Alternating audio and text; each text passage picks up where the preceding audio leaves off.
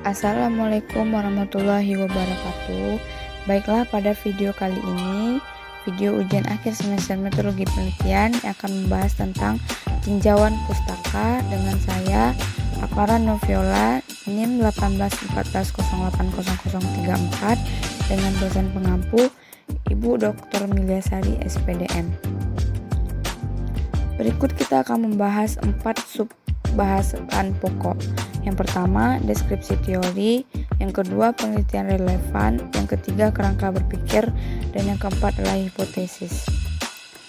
Definisi kajian pustaka. Kajian pustaka merupakan kegiatan yang meliputi mencari, membaca, dan menelaah laporan-laporan penelitian dan bahasan pustaka yang memuat teori-teori yang relevan dengan penelitian yang akan dilakukan.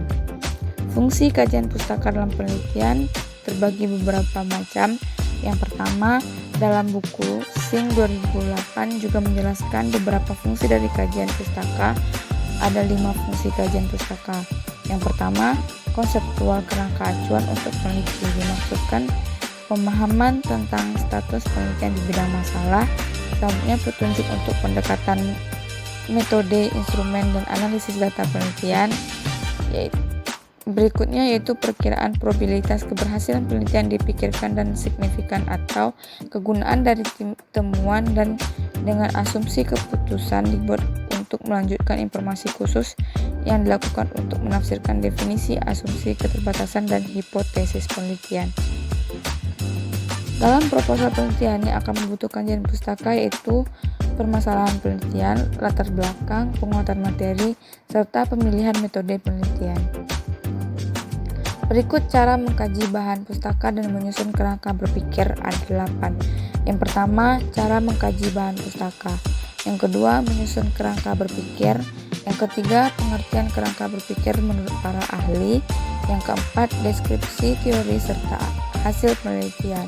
Yang kelima, menganalisis teori dan juga hasil penelitian secara kritis. Yang keenam, menganalisis komparatif tentang teori dan hasil penelitian.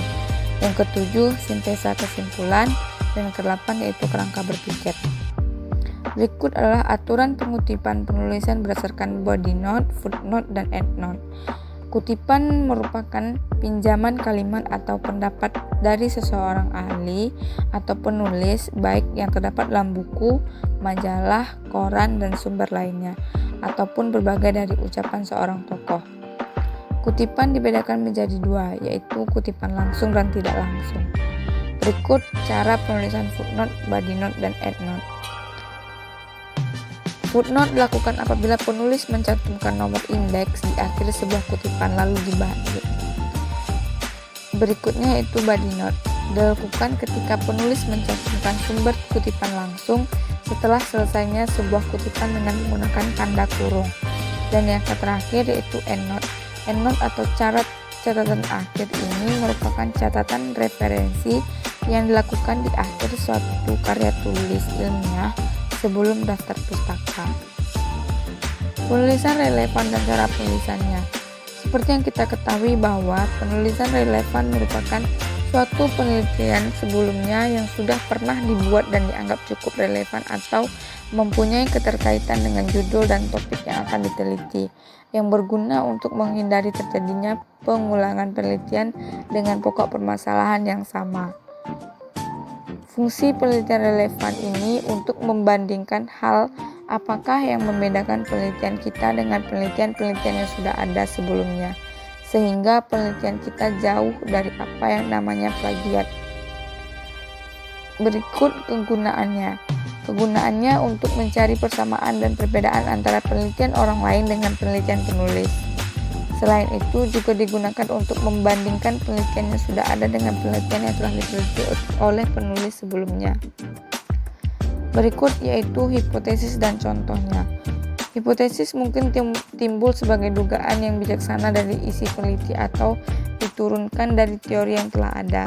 Menurut Nazir dalam bukunya pada tahun 2005 menyatakan bahwa hipotesis tidak lain dari jawaban sementara terhadap permasalahan penelitian yang akan kebenarannya harus diuji secara empiris. Menurutnya, hipotesis menyatakan hubungan apa yang kita cari atau yang kita pelajari. Kegunaan hipotesis ini sendiri terbagi menjadi 4. Yang pertama, hipotesis memberikan penjelasan sementara tentang gejala-gejala serta memudahkan perluasan pengetahuan dalam suatu bidang. Yang kedua, hipotesis memberikan suatu pernyataan hubungan yang berlangsung dapat diuji dalam penelitian. Yang ketiga, hipotesis memberikan arah kepada penelitian. Dan yang terakhir, hipotesis memberikan kerangka untuk melaporkan kesimpulan penyelidikan. Sekian yang dapat saya sampaikan, lebih dan kurang saya mohon maaf. Semoga apa yang saya sampaikan dapat bermanfaat dengan baik dan benar. Saya akhiri, wabillahi taufiq wal hidayah. Wassalamualaikum warahmatullahi wabarakatuh.